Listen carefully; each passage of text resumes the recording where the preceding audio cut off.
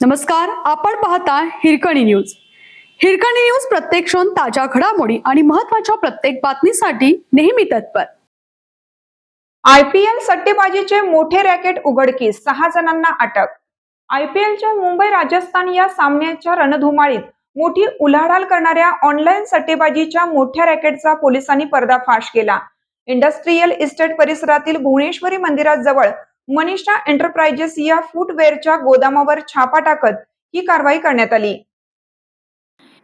या प्रकरणी पोलिसांनी मुख्य सूत्रधार अमय विलास बडवे वय 32 आणि अभिजित विलास बडवे वय 30 दोघे राहणार प्रियदर्शनी कॉलनी या दोघा भावांसह त्यांचे साथीदार गणेश प्रकाश पाटील वय 27 राहणार मुरदंडे मळा, उत्तमसिंग प्रतापसिंग बग्गा वय 38 राहणार गणेशनगर, याकूब अब्दुल मुजावर वय 47 राहणार गावभाग, रिषभ उमेश पाटील राहणार जवाहरनगर या 6 जणांना अटक करण्यात आली.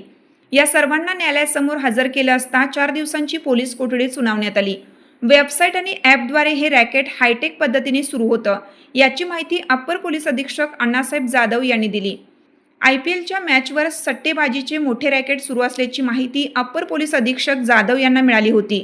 त्यांच्या सूचनेनुसार शहापूर, वडगाव तसेच स्थानिक गुन्हे अन्वेषण शाखा आदींसह पोलिसांच्या संयुक्त पथकाने अमय बडवे याच्या फुटवेअर गोदामावर छापा टाकला.